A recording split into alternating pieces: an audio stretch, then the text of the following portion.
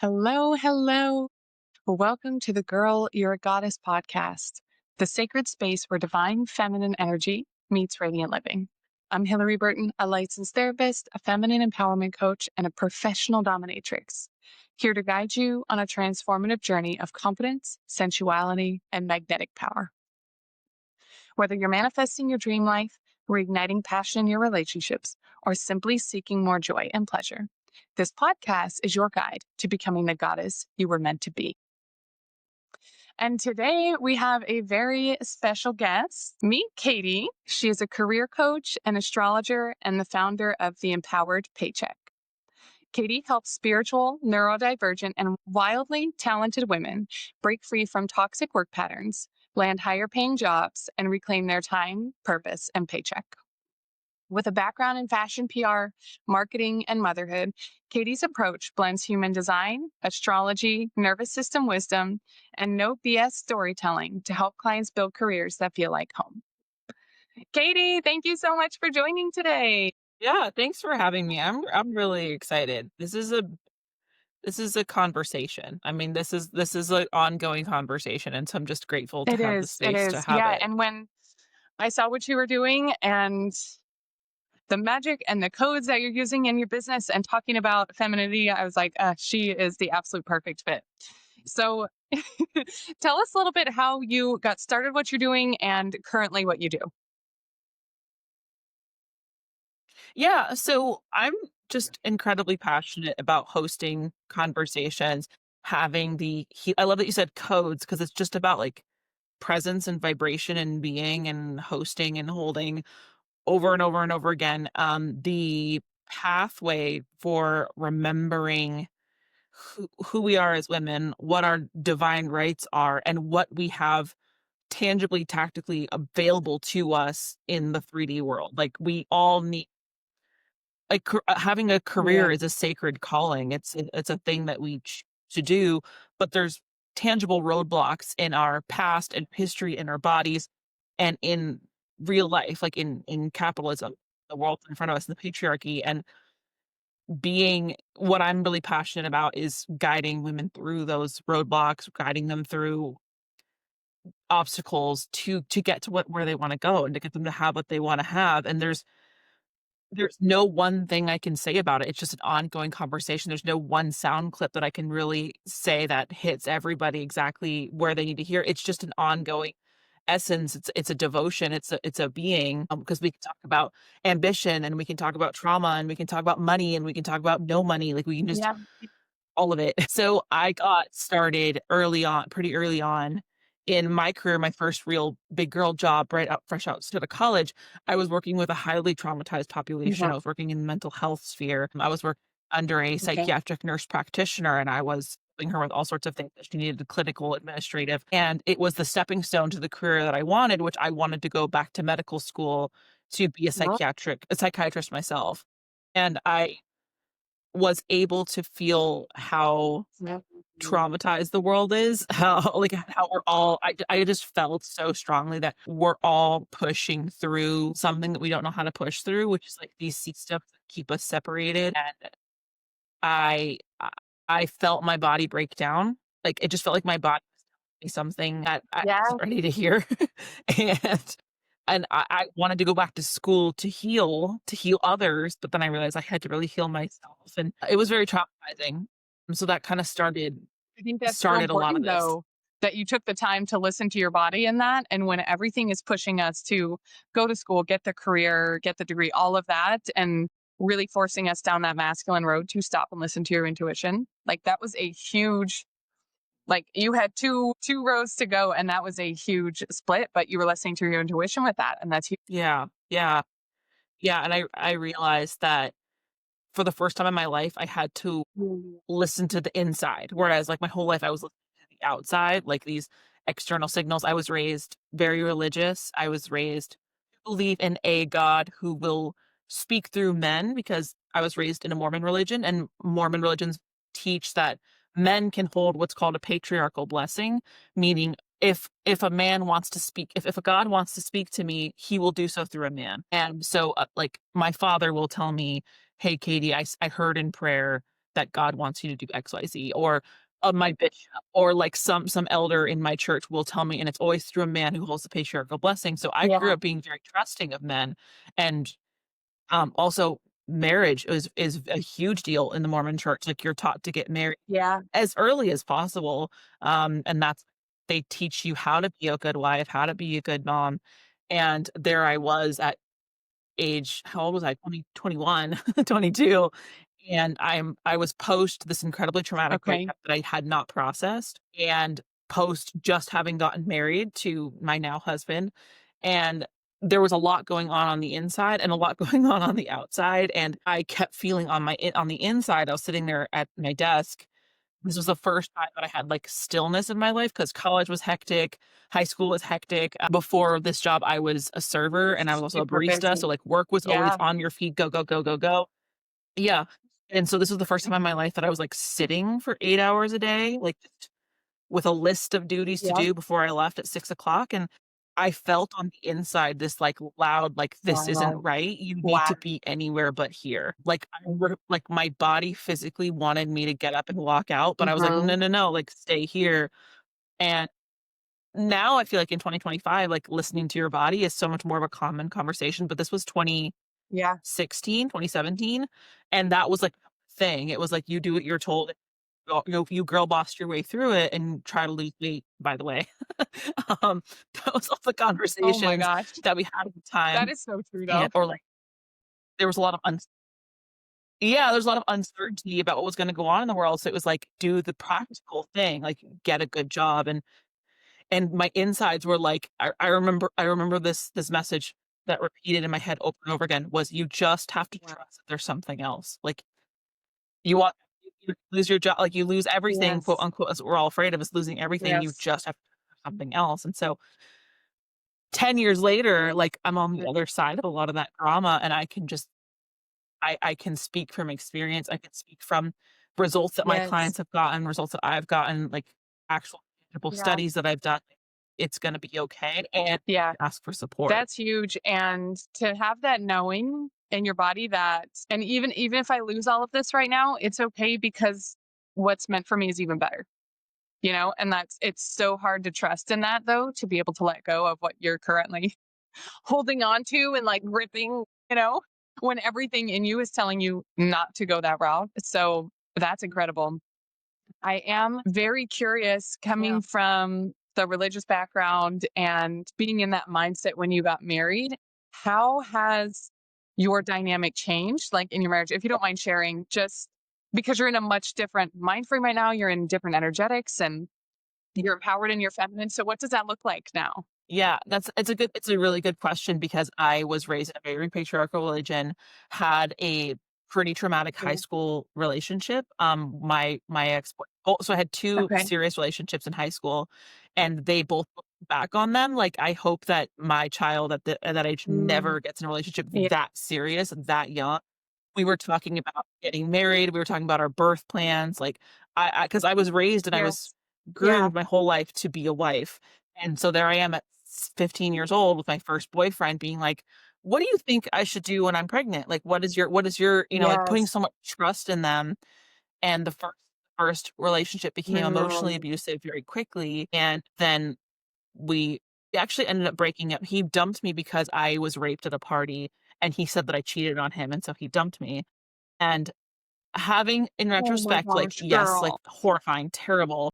Time, though, I was like, "Oh my god, he's so" like, I was so brainwashed. I was like, "Oh my god, like, I need to be better. I shouldn't have worn that dress, like, I shouldn't have drank that much." And just now and I'm saying this, like, um, as it does raise questions. It does, like, "Well, how is your marriage now? Like, how does Yeah. that affect career? How does that affect trust in men?" Career requires us to have a steady hand. I call it like a steady hand. Like, you can't come into a job interview like ready to fight the patriarchy. Like, you have to have Yes. what I call a steady hand. And you have to be able to look at the person who's actually interviewing you and not try to like get back at your dad or get back at your ex-boyfriend who dumped you for Oh my being gosh. raped. My second boyfriend in high school was also very Okay. very controlling, very emotionally abusive, and I didn't realize Mhm. it at the Mhm. time because I was 17 years old. My now husband I say this joke to him all the time. We've Yeah. been together for 12 years that when I said when they were handing out toxic masculinity, like all these men were gathered around and they were just handing out toxic masculinity, like, here you go, you're better than women. Here you go, you need to control women. Here you go, you need to pee on everything or else you don't actually own it. Like, here you go. He was like Oh, I gone. He skipped was like over it. not, he missed that day. He was sick that day. He did not, he skipped over it. Like, I don't know how to explain it, but it's like imagine there was a man who just never Yes. learned toxic masculinity. Like he just doesn't he never Yeah. received that lesson in school, and he does domestic Oh, chores, like, he's a good. great Yes. father, and from day one, we've always been equals, and a lot of our relationship turmoil has come from me projecting onto him. I mean, don't get me wrong, it's all Yeah. wonderful, but, like, I do project onto him a lot. I expect him to say Mhm. things that he doesn't ever say, and so that's the only way that I know how to explain it, that he just doesn't, and he's genuinely Yeah. my equal, and Yeah. Yeah. I don't know how else to No, describe that's it. So, I think he taught his presence taught me to see what kindness looks like in men because I never really I saw that, and so it taught me to raise yes. my standards for how people Yes. speak to me in general, and that's where a lot of my work comes from, is knowing what it feels like in my body to Mhm. be spoken to Yeah. in certain ways, and also have the expectation of, like, well, what does solid Yes. masculine leadership look Oh my like? gosh, how beautiful. And like that is the beauty of a healthy masculine man. That's because we're not against men. We're not against men being masculine. It's the patriarchy, it's the subprogramming, it's the controlling, it's the suppression. But to start that relationship, and I'm sure he is just blown away at how much you have changed and transformed and like stepped into your own power during this time. And that can Yeah, be a difficult thing in a relationship, right? Like it could go negative or it could be a really positive thing. And it sounds like it's been a super positive thing. Like he loves how much you love yourself, and he was able to play a part in showing you the value of that. So I love that. Oh, how cool. Yeah, I was like, oh my yeah, goch, okay, you married a man at that point in your life. So what does that look like now? But I love that you guys have grown together and built that. So that's incredible. Yay, we love healthy masculine men. yeah, yeah, it does feel like, I feel like I say, like, I have survivor's guilt a little bit. I'm like, we're just partner like, no neither one Yeah. of us is, like, right, no, none of us is, like, the leader or control we're Yeah. just genuinely partners. Yeah, and it has made me realize, like, take accountability for how my trauma responses can start to derail a marriage, and then they end up stopping because there's, like, Mhm. nowhere for those trauma responses to go. He just, like, gets confused doing, and then I'm like, "Oh, right, like, I need to," and that's part of my career has been, like, something I can channel my frustration and my Yes. creativity into Yes. because it doesn't need to go to him, it doesn't need to go to our Yeah. son, like, it's just so, like, even if you have so, like, I'm also a huge advocate for, like, if you do have, quote, unquote, "the perfect marriage," your husband's incredibly loving, your boyfriend's incredibly loving, you do need to Yeah. channel you into something, like, don't just, like, be and I say this with, like, all the grace and love, like, you don't need to Yes. just be a girlfriend, be a wife, like, let yourself like, leave Yeah. proof in this world that you were here and that you existed and that you have a passion and that there are things that you care about, even if Yeah. your partner thinks you're perfect and worships the ground you walk on and provides for you financially, like, Yeah. please externalize your insides and, like, show proof that you were Yes. Yeah. genuinely here in this world, and be active in the art of exchanging value for money. I think that, like, even if you just, like, sell Mhm. paintings here and there or sell fruit preserves, like, the art of women exchanging money for work, I think is such an important pattern that needs like, it's an Ooh. important code that we need to have Yeah. in our society.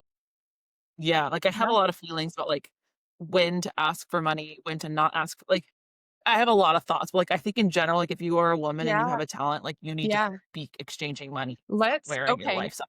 I love all of that. And yes, we need to be our own person, right? You are still your own person. You owe that to yourself. Like you deserve to live your life as your own person, whether you're a mom, whether you're a wife, whatever that is. So 100%. But yeah, let's get into more about like women exchanging their talents, their gifts, all of that for money, because I feel like that is so shamed and it's so suppressed. Like women are taught that we shouldn't have anything. Women are taught that we should go to men who are controlling that, in relationships. So, yeah, let's talk a little bit about the codes of that. Yeah, so I was raised in by a mother who Okay. loved to volunteer, and she loved to charity. So again, like religious, especially Christian religion backgrounds are really big on charity and Yes. volunteering to volunteer work, which beautiful. However, there's definitely a line where I found that my dad was being compensated for his career and my mom was doing, like, free labor to a point where I felt like it was exhausting her and she was not available emotionally, like, ever, because she was always Wow. giving away to other people, and we were Yes. fine, like, "We were fine," quote, unquote, like, financially set, we had a roof over our head, I had toys, like, it was fine, but I do have very strong memories of my mom just being too emotionally exhausted, too dysregulated to be And to present the extreme that, at like, all, she was so so drained, emotionally, to the I had extreme that she was doing so much that she was so yeah. drained without any value in exchange. Oh my gosh. Yeah. Yeah. Yeah. And so she was emotionally drained. I had to emotionally raise myself. I had to teach myself things. I developed this passion for psychology, which was my degree in college. And I wanted to be a psychiatrist because I learned from a very young age how emotions work, how triggers work. I was constantly stepping around my Mm. mom and like what set her off. And so like I ended up becoming a psychology expert at a very young age. And I feel like I kind of like I remember being really interested in body language, which I think this is definitely a very feminine, like Mhm. socialized feminine skill is like to learn body language, to pay attention to what. So I was a very hyper vigilant, very anxious little kid because I was always trying to predict when my mom would be set off because she, even to this day, like burns out very suddenly. And that's something that I learned a lot about through human design is that my mom is what's called a manifester in human design, which means like Mhm. she starts strong and then when the I was fire is out, curious. it is I was like, gone. I wonder what human And I design she learned is. Yeah, yeah. yeah. So I'm a Okay. manifesting generator, my mom's a manifester. So she is the fire starter, and when Mm. she's done, she is done. And so I was really curious for a long time, like what brought that on. And my dad was a generator. So my dad could go all day long. My mom would struggle to keep up with Mhm. him, but she would start really strong. And like that dynamic played out super hard. And it left me to be very emotionally alone. And I just basically taught myself how to Yeah. be. So growing up, I realized that society is especially starting on my entrepreneurship journey and asking myself like what careers are available to me. And both of my ex-boyfriends were really adamant about, getting these high Mhm. paying, high value jobs. They're like, you want to get a job that makes you lots of money. And my current husband like doesn't care. Like he's really good Mhm. at living Yeah, like, yeah. he doesn't care what I do, you know what I mean? Like, he Mhm. would be happy with nothing. He, had this, like, emphasis that I was raised with and socialized with on this, like, Mm. need to be rich.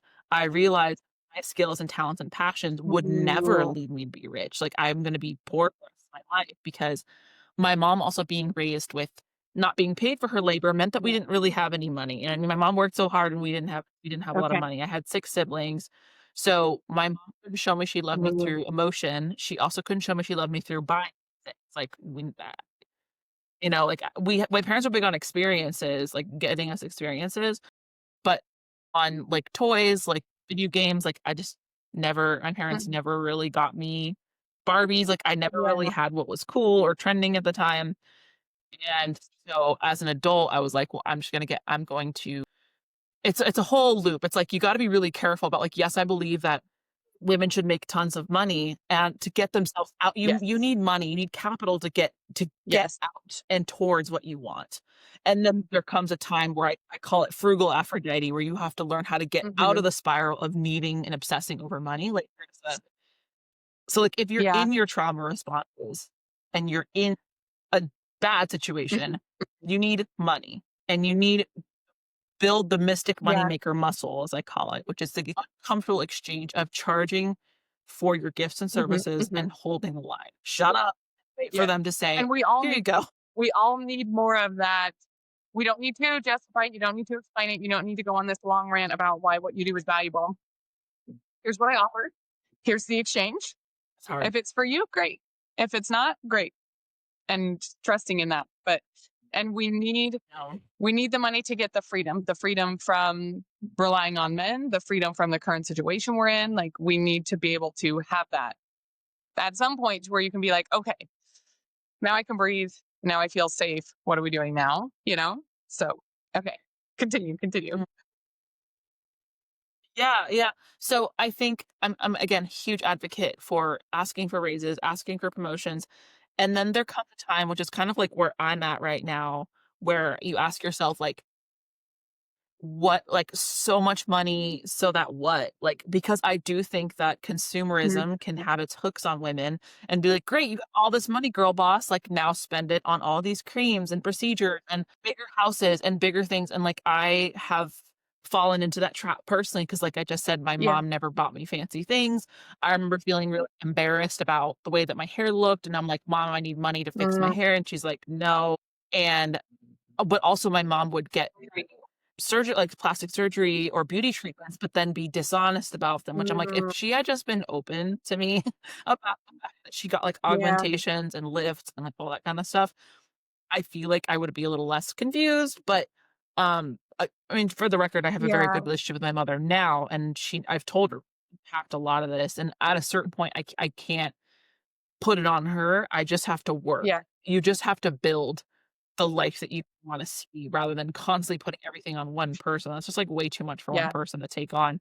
Um, there comes a time so Funky Aphrodite is the name of my brand because there's just something, I mean, it came to me when I was, like, 18 years old. There's just something about being embodied and creatively expressed and being somebody who you yeah, wanna see, who you wanna be yes. your own muse. That's the name of your podcast, right? It actually just came to me last night was the concept of Mm, frugal Aphrodite. It's like frugal hedonism.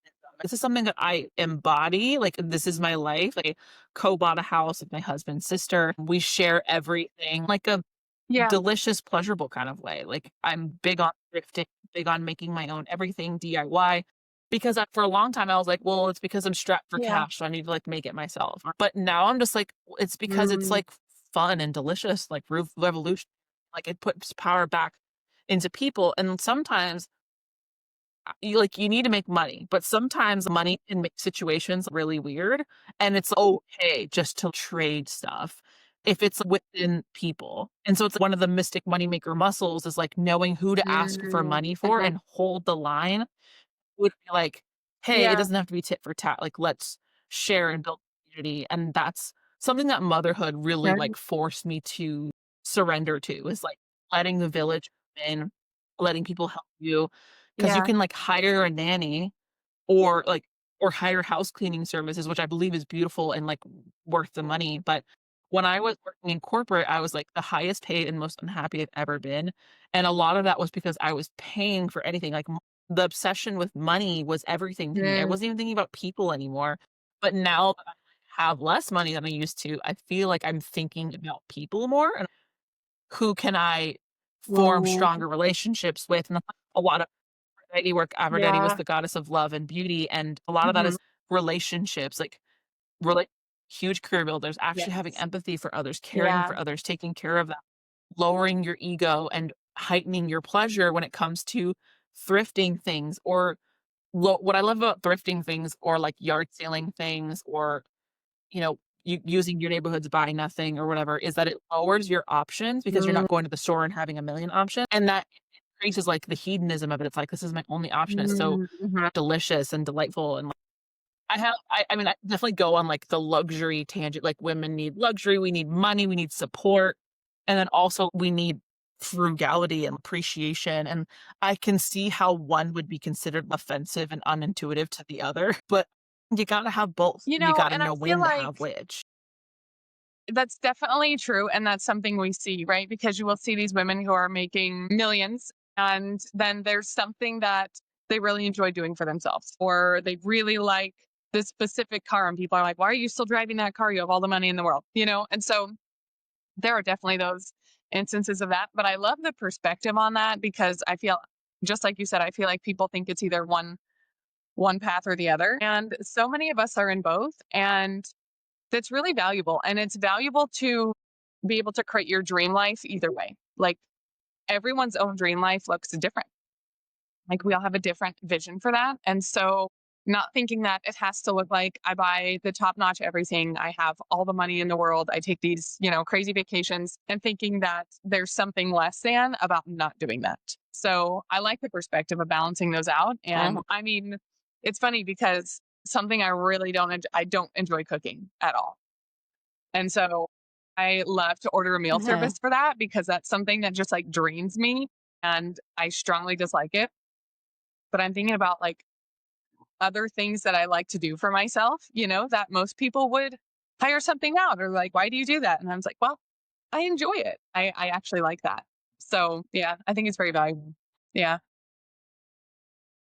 Yeah, my whole life, my whole career, I've in some shape or form worked for wealthy, privileged people, whether it was in marketing, I was a copywriter for a long time, I was a Hmm. server, I was catering, and I was always around people of privilege. And one thing I found is that when people are constantly, when money is their most important focus, they're very Yeah. dependent on paying people for things. And there's this kind of temper tantrumy toddler energy that comes from feeling so helpless that finding other things that you really do Hmm. like to do. I find it to be empowering to just know how to do everything. And again, I've also heard the perspective of like doing everything is disempowering. And I think for Yeah. everybody it's a little bit of both. You not liking cooking and owning that I think is incredibly empowering. Like to say like, Yeah. nope, not doing that and then enjoying your food. But if there is like a dissatisfaction in outsourcing other things, then do Yeah. what you want. Like I enjoy painting my Do own what feels nails. good. Like I paint my own nails. People are like, how do you not go get your nails done? I'm like, No. I do every now and then, but it's not really a huge thing for me. But I would much rather do my own nails than cook my own And you can food. feel it, like, when you're getting your nails done, while you're paying for something, you can feel it. Sometimes it's like, "Oh, Yes. thank God, like, that was great." Yes. I Uh-huh. love paying for that. Yes. Like, certain daycare programs, Mhm. when I pay that, I'm like, "Thank God," like, "Thank God." And then other times, I'm like, I don't you can feel it. You It's like a can. lift Yeah. or it's like feel too much luxury to me sometimes makes me feel like a sitting duck. I'm like, "I coulda Yeah. gotten that Yeah. myself." Sometimes it's off, Yeah. sometimes it's perfect. And knowing what it feels like. Also, I never want to, like, become completely accustomed to luxury. Like, I need this or else I can't function. To me, that's Yeah. also disempowering, but it's a balance that Mhm, I want mhm, everyone to yeah. feel for No, and I think that's themselves. really healthy, and just thinking that listening to yourself and do I feel the value in this? Is this something that I wanna continue? Because it doesn't matter if you're spending money on something that's a lot or if you're not doing something, if it feels yucky, then it's not right for you. So whatever that is, we don't have to live in this fantasy world, you know? Yeah, yeah. I think that's huge. That's a Yeah, really cool perspective. yeah, Yeah, yeah. Thank you, because I found that getting the career of your dreams, yes, money, you gotta face it, you gotta think about it, but the love and obsession for money can displace so many other good things, and it can actually deprive you of your true dream career because sometimes your dream career is offering you less money than you yeah. actually think you should have. But if you learn how to live on less, that can be incredibly empowering. And for other people, it's the opposite problem. Their dream career is more money Mhm. than they're comfortable making. They actually want to be doing the things that will Yeah. gladly pay them more, but they feel a type of way about making that much money. It's meeting everybody where they're at has been such a humbling, Mhm. exciting part of coaching. And I also have been pretty much everywhere. Yeah. Like emotionally, I have made too much money to a point where I hated it, Yeah. and I've made too little money where I hate it. And going and getting having the pizza parties that are supposed to be morale boosting, and I'm like, I literally just need a raise. Or getting I remember I had a job where my boss would give me bonuses frequently. She would, like, randomly just add an extra 100 to my paycheck, or she would, like, buy me coffee, give me gift cards, and I was like, "I don't want more money. I want the systems to be better. I want to ask for support when I need it. Like, this money, I'm just gonna Yeah. spend it on beer and, like, clothes. Like, I know that about myself, like, and that's not gonna make me happier. Or I want more meaning to what I do, or I wanna be able to take more breaks. And so being realistic about that and not and kind of deconditioning, like, this very patriarchal, capitalistic, fast-paced world that says that Yeah. more money is always better, it's a your core values, and so that's why I love astrology and human design to, like, affirm any Mhm. trauma that people have been through or any personality quirks that they're sitting on or just, like, Yeah. gifts that they didn't know that they had. Affirm those and create Yeah. something beautiful from that because you can say, "You're a Sagittarius," that means you're non-committal and you'll never feel the fruits of your work. That's something an astrologer once is like, Okay. I'm a Sagittarius," so she said, "You're never going to be able to stick around for the fruits of your work. Like, you're gonna be kind of creating Okay. little fires everywhere, and then you're gonna get bored and Yeah. move on." And I was like, "Okay." And then it got to a point where that was very affirming. Yeah, I hate commitment. I just want to like run around for this month. I want to live out in the back of my car, and took incredible amounts of strength and perspective to say like that's Mm, actually not right. Like that's not what I want. Can lean into different yeah. parts of your astrological chart. Like a Pisces, I'm a Pisces moon. I have lots Okay. of placements in Yeah. Capricorn. You're not just one thing. And that's what I hate about like astrology TikTok is like you're this one thing. And it's usually Mm, very trauma affirming. You have this way, you yeah. were this way around your mother. Well, what about the Mhm. like who are you in the future? And so that's the tool I love Yeah. Yeah. And I astrology feel like for. so much ties into that, right? I mean, astrology is important. It's definitely impactful, but so is human design. So is our environment. So is our upbringing. There are so many things that go into making the person that we are. So it's so hard to say I'm just a Scorpio, so I'm vengeful and manipulative and, go after people. I feel like that's Yeah. the unhealed subconscious part of, a Scorpio that you would find, but that's the complete opposite of me in daily life. And just going back to Yeah. the money thing too, because I feel like that is such a hot topic and it can be uncomfortable for people to talk about. But I feel like when you're in joy and pleasure and purpose, whatever is meant for you will come for you. Like the universe is providing everything that you need will be there. But it's when you're in those places that aren't aligned with you, the job that's not aligned, and you're just doing it for money. Like it could be anything too. It can be the relationship that's not aligned for you, but your partner is supporting you financially. So you stay in it. And you have to Yeah. figure out what works for you and what brings you joy. And then at that point, all of those opportunities are going to open up. The resources are there. Like that's what makes a huge difference. So I think people need to figure out what that is for them, Yeah. and then all of that will align.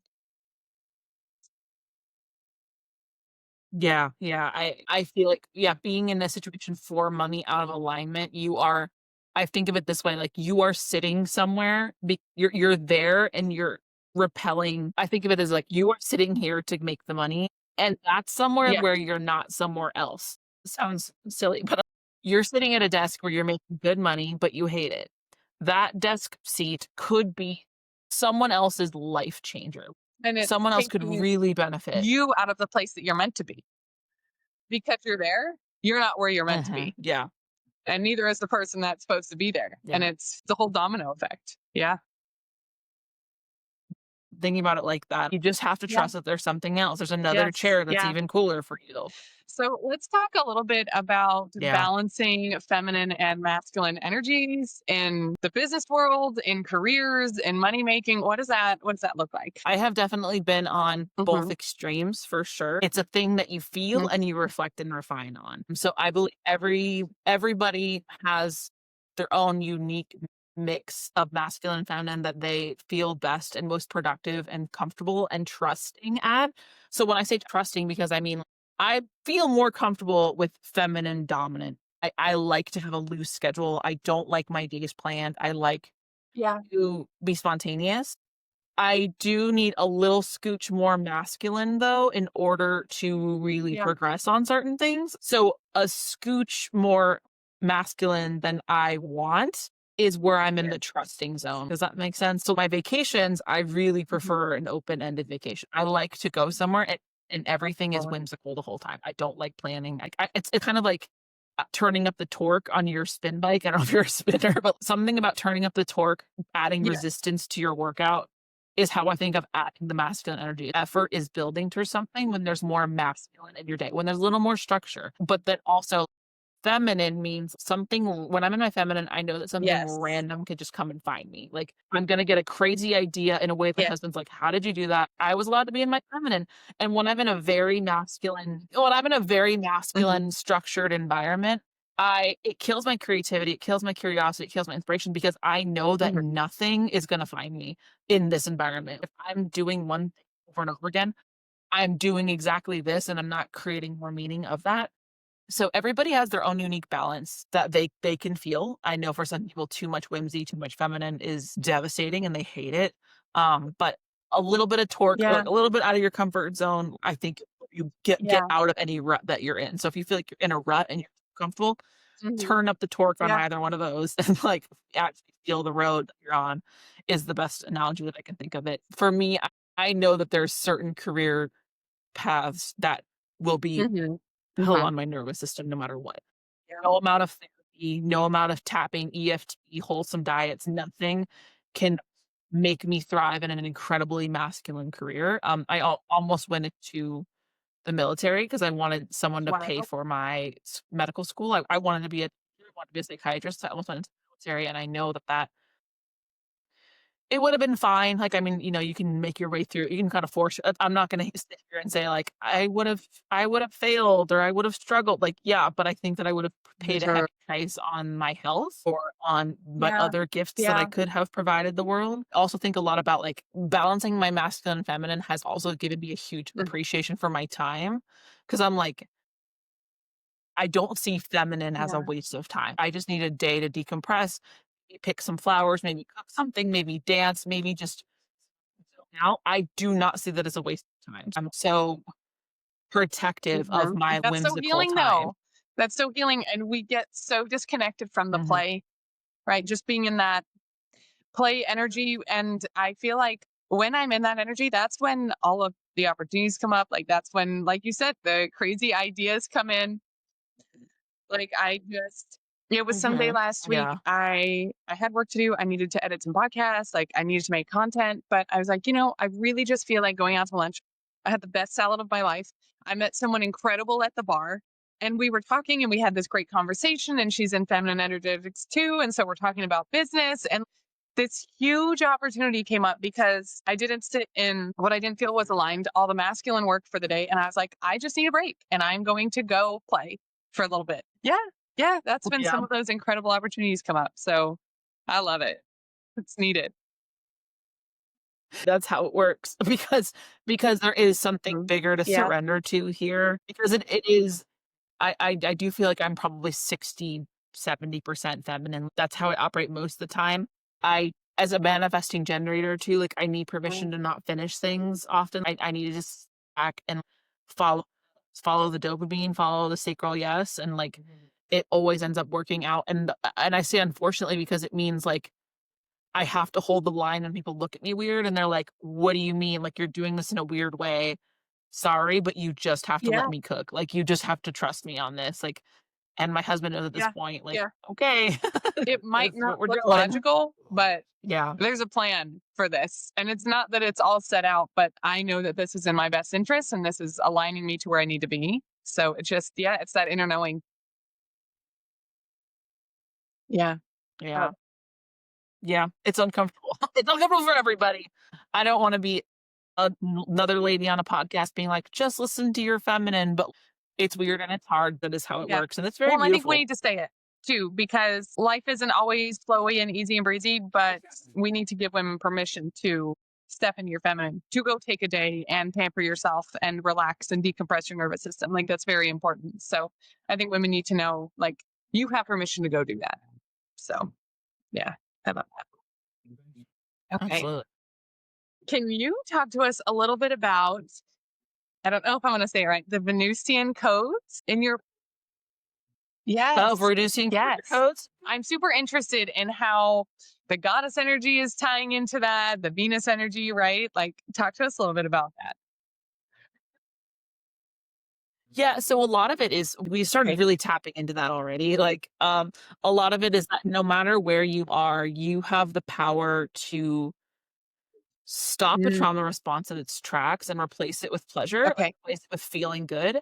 And this one did not come naturally to me in my upbringing because I was taught that pleasure was demonic. It was bad. It was a gateway to hell. It was, also having my previous relationships basically affirming that. That's like that's so painful to I hear. think that, yeah, the thing that sucks so much is that it took me so long to realize it.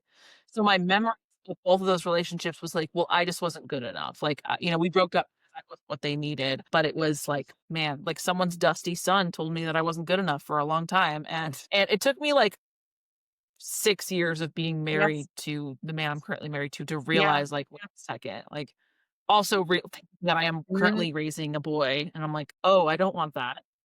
So Venus career codes, it's essentially recognizing, acknowledging, loving a trauma response and replacing it with Okay. pleasure every single time.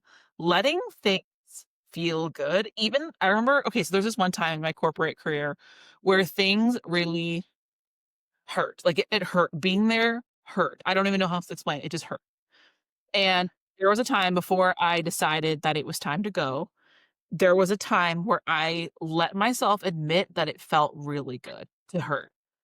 And I remember every time I would be in these painful meetings where I was being told that we Oh, weren't good enough, like that's what they were all the time.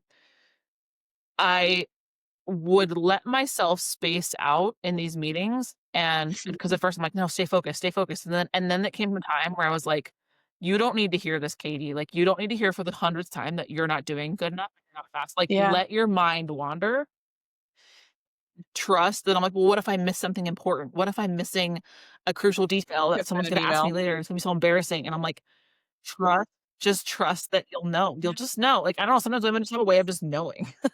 So, I let my mind wander, and I remember seeing the most beautiful images of plants and fish and the ocean and, like, fruit trees, and just, like, my mind was just creating these beautiful pictures in my brain. Poetry started coming to me, ideas, like, fantasies, like, just my brain went you could call it Yeah. maladaptive daydreaming, you call it that. I think it Mhm. was a self-protective mechanism. It was like, "You don't need to hear this shit. Here's a very Here's something beautiful beautiful to think picture." about.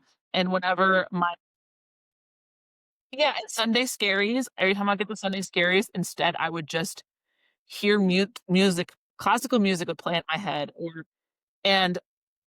and then I had to admit that the pain felt really good because someone telling me that I suck and I'm not good enough Yeah. and I'm not at work long enough and all that kind of stuff was really good. It felt really good for that reason, and I had to, like, admit that, and I had to realize what trauma Mhm. responses this was touching on. I and then again, like, I didn't lose out on anything huge because I didn't pay attention to also, as a manifesting generator and also Yeah. neurodivergent people are really good at kind of knowing what Yeah. someone's saying the first time they say it, and then as a kid, I was always told, like, "You're not paying attention." I'm like, "I heard you the first time, and you're essentially repeating yourself. I get it. So I'm gonna let you repeat yourself 6 more times, but I heard you the first time, so, like, I'm gonna turn my brain Message off and go to my happy received. I'm place not now." gonna keep taking And, like in unuseful input. exactly. Yeah, exactly. I've heard people with Mm. ADHD, that's, like, a natural gift of theirs. And so that's, like, essentially Venusian career codes is, like, catching the impulse to fight, Mhm. flight, freeze, or fawn, like, catch any of that, just, like, literally expand your nervous system into pleasure.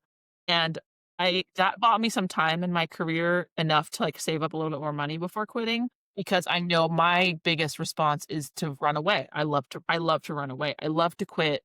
I love to prove to the universe and to everyone around me that I can run away from the most powerful things and still be safe and okay. But that doesn't mean that that's the right thing to do every time. Like, especially when I have a mortgage and I have a child, and I had to learn how to feel good Mhm. in any weird cramped space. That's what it's That's really huge about. though. Yeah, because one It's of the feeling biggest things is being in our family, we need that safety. And so creating that safety for yourself and not looking for it from the outside. Not expecting like your boss at your job to yeah. be that safe space, not expecting your partner to be that space for you.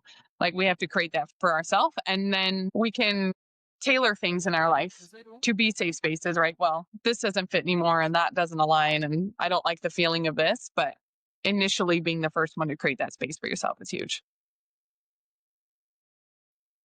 Yeah.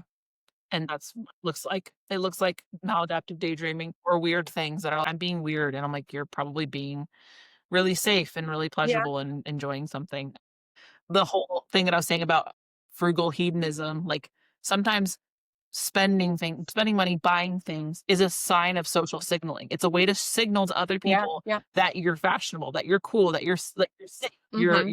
you're on to not at it for other goals is scary because 'cause I'm like, "Well, then how are people gonna wanna be my friend? How are people gonna know I'm Yeah. cool? How am I" like, especially the tax on women on, like, buying things that keep us looking beautiful and youthful when men literally don't do that, like, I think is Girl, wild. the shame on women for But aging. just look distinguished as they get older and trying to keep us focused on. Yeah, I mean, also being so, like, close with my Yeah. husband, like, we've been best friends forever. Him seeing him not do any of that and not participate in any of that is like, "Well, then why do I have to do it?" And now I'm currently on the kind of upswing from it where I mean, this is a whole conversation about choice feminism, right? Like, am I really choosing this? But it's an interesting conversation, but, like, I like to build effort in myself, and so, like, that's why I like expressing my femininity. I like looking feminine, I like feeling feminine, and so I like to build a person who is not my husband. Like, that's just kinda what it comes down to me, which is why I do wear makeup and I do dress up, but you could argue go back and forth and definitely argue, like, you're not actually choosing that because 'cause you're living in a patriarchal Mhm. society that says you have to Yeah. shave your legs, and so that's an interesting concept, but again, feel whatever Mhm. feels safe and good in your body and allows you to contribute your efforts into the things that you genuinely Yes. want, and that's a whole other thing. Like, Because I also think about your yeah. career choices as trauma responses. How many people's whole career is a trauma response? That's only something that one person can decide because to one person's honorable and valid and good is another Yeah. person's absolute hellhole. Like fashion PR, I think was definitely Mhm. a trauma response career, definitely, and not a true passion. But then, And it can be for yeah, someone else too, right? you It's go it's back. truly just about what brings you joy, and it's like the, do I wanna style my hair or not? Do I wear makeup or not wear makeup? And it's literally just what brings me joy, and some days I do, some days I don't, and it's knowing that I don't have to. I have the freedom, I have the choice, I can choose if I wanna Yeah, look super feminine today. If I wanna go to judo and wear no makeup and be sweaty with the boys, I can do that too, it's just it's the freedom. It's the freedom and what brings you joy. So, I love that.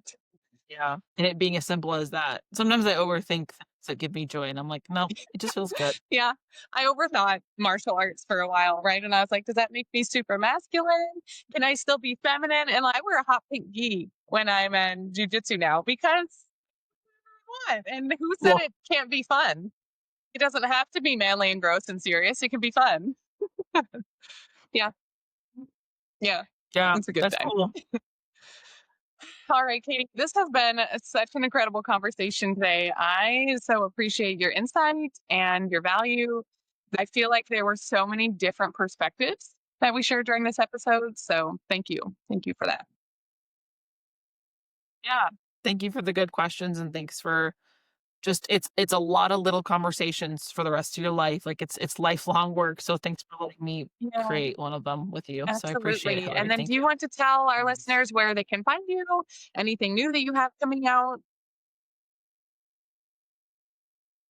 Yeah. So currently right now my business is in like a pregnant pause. So like we'll see what I'm really working into next. But I have a membership called Aphrodite's Vault where I teach pleasure principles. It's like a weekly, it's just That's funsies juicy. membership.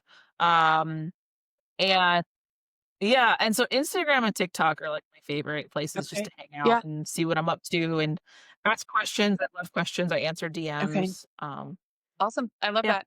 And it's Funky Aphrodite on TikTok, Instagram. Okay. Perfect. Perfect. yep. Well, we will follow to see what you're coming out with. Well, this The vault sounds super juicy. I'm gonna have to check that out.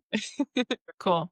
Well, thank you. Yeah. I Thank you appreciate so it. much. And then as always, if you found value in this show, if you love the conversation we were having, please like, share, save, send this episode to any women in your life. This is conversations that, like Katie was saying, we need to keep having and we need to share. So thank you so much for joining, and I will see you all next week. Bye.